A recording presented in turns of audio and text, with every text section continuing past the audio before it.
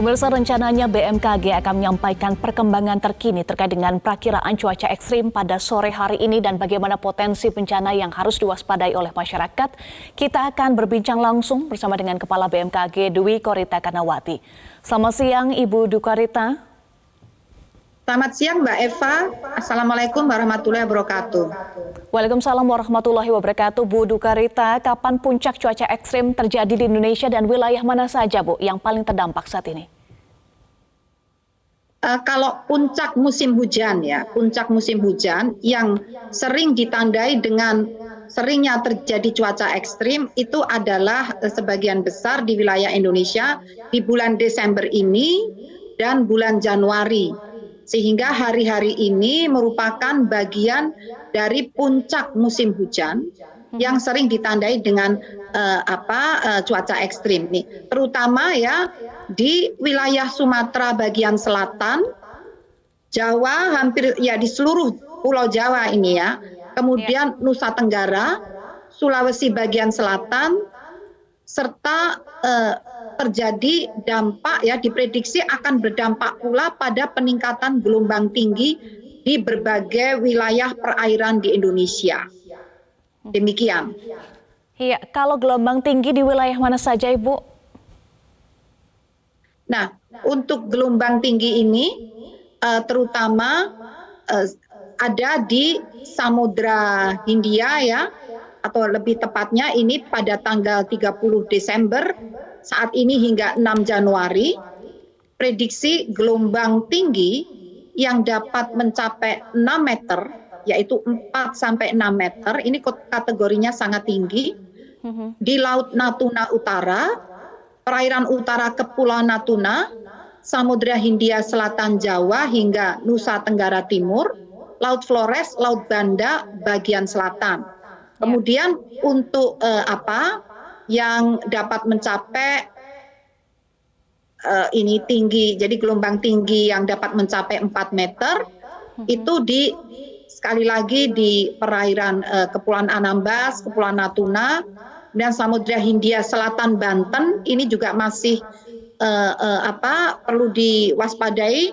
Samudra Hindia Selatan Jawa Barat, Samudra Hindia Selatan Jawa Tengah, Samudra Hindia Selatan Yogyakarta, Samudra Hindia Selatan Jawa Timur, sampai Bali, Nusa Tenggara Barat, Nusa Tenggara Timur, dan perairan selatan Jawa Timur, perairan selatan Bali, perairan selatan Lombok, hingga ini selatan Sumbawa, kemudian selatan Pulau Sumba, dan perairan Kupang, Pulau Rote, perairan Pulau Flores, Laut Sumbawa, Selat Makassar bagian selatan, Laut Flores, Laut Banda, dan Laut Arafuru. Kebanyakan ada di bagian selatan Katulistiwa ini. Meskipun tadi Natuna juga berpotensi dan Selat Karimata juga perlu diwaspadai. Demikian. Bu, sudah ada perakiraan terkait dengan gelombang tinggi di sejumlah wilayah tadi 4 sampai 6 meter. Apakah ini juga sudah disampaikan kepada operator, kemudian ASDP untuk lebih mengantisipasi bahkan kalau bisa tidak melakukan perjalanan penyeberangan, Bu, dengan kondisi gelombang tinggi di beberapa wilayah di Indonesia ini? Betul, itu meskipun tidak dalam kondisi Nataru, itu SOP yang otomatis data informasi ini masuk ke ASDP, masuk ke LPS atau ini yang mengawasi pelayaran ya, baik di penyeberangan ataupun di pelabuhan. Jadi masuk ke kantor Syah Bandar dan juga itu update-nya itu kan real time ya. Jadi ada perkembangannya. Namun khusus untuk Nataru ini, selain informasi itu masuk secara otomatis ke sistem yang ada di pelabuhan dan penyeberangan, kami menambahkan personil BMKG khusus untuk mendampingi operator di lapangan. Jadi ini bedanya dengan yang biasa. Kalau biasanya itu masuk otomatis. Tapi kali ini plus personil, karena kalau ada sesuatu hal yang perlu diklarifikasi, didiskusikan, biasanya kan hanya lewat telepon ya. Tapi kali ini kami tempatkan personil khusus. Baik, Ibu, bagaimana dengan jalur udara? Karena sebelumnya BMKG juga mengingatkan terkait dengan awan cumulonimbus. Saat ini perkembangannya seperti apa, Ibu, untuk jalur udara? Ya, ini masih perlu diwaspadai pula untuk perkembangan untuk jalur udara ini, terutama di beberapa wilayah yang mohon izin perlu kami sampaikan, yaitu sebentar ya. Di beberapa wilayah yang tadi kami sampaikan untuk peringatan cuaca ekstrim di wilayah-wilayah yang tadi kami sebutkan. Misalnya tadi di Jawa ini juga ya, di Pulau Jawa, kemudian sampai ke Nusa Tenggara ini ya, awan-awan cumulonimbus ini ya. Jadi tepatnya di sini, maaf sebentar, di Banten ini ya, persentase cakupan spasial dikatakan frekuen, diprediksi terjadi di Banten, kemudian di Jawa Tengah, Jawa Timur, perairan utara Jawa, Nusa Tenggara Barat, Nusa Tenggara Timur.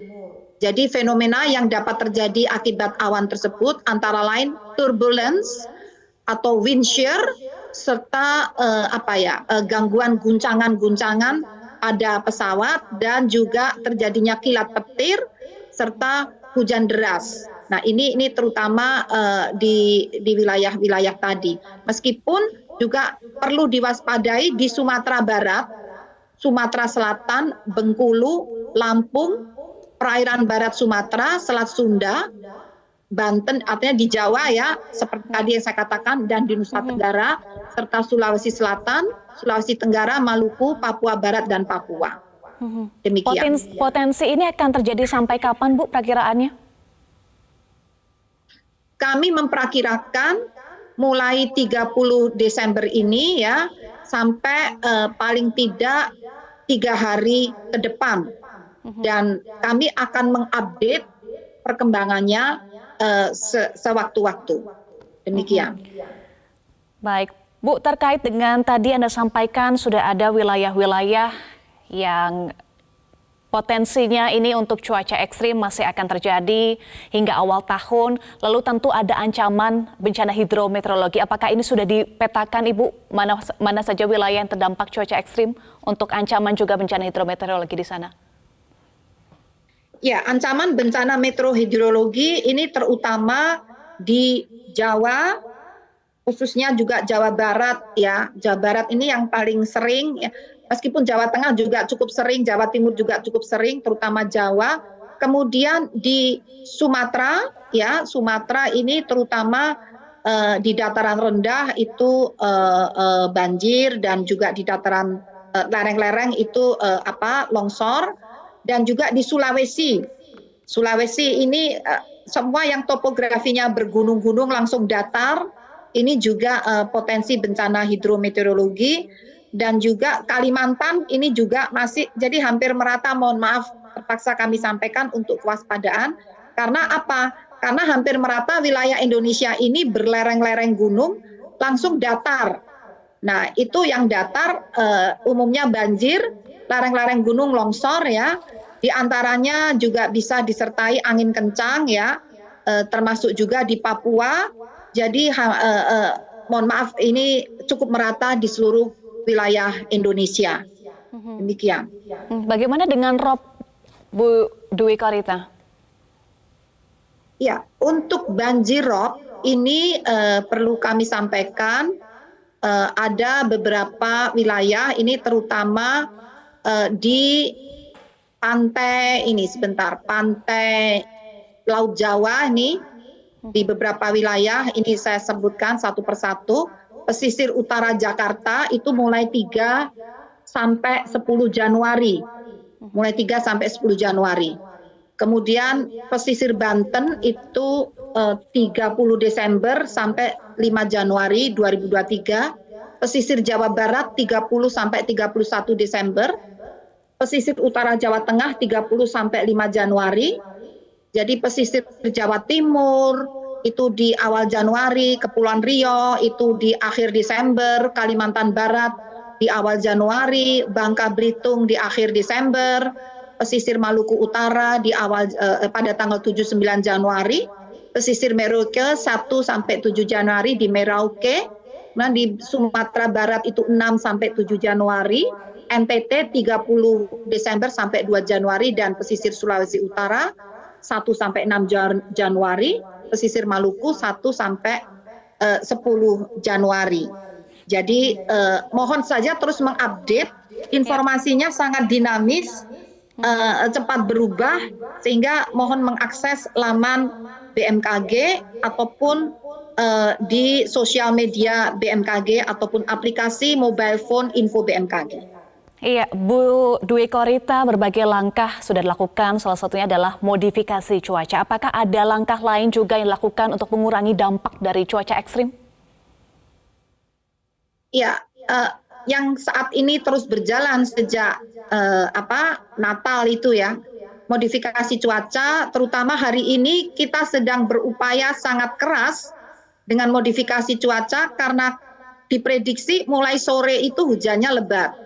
Tapi ini sejak kemarin sudah berusaha awan-awan yang di Selat Sunda ini dijatuhkan agar tidak jadi melebatkan Jabodetabek ya. Selain itu, upayanya adalah beradaptasi, adalah mengatur perjalanan, mengatur penyeberangan, sehingga sejak awal atau sekitar tanggal 23 kami berkoordinasi dengan Kementerian Perhubungan dipimpin Bapak Menteri sendiri dengan ASDP, dengan pelabuhan-pelabuhan, terus mengirimkan informasi agar dapat dilakukan penjadwalan yang menyesuaikan kondisi cuaca ini, sehingga mohon maaf kalau terpaksa ada penundaan atau penyesuaian ini, mohon dipahami karena perkembangan cuacanya sangat dinamis dan mengarah ke ekstrim.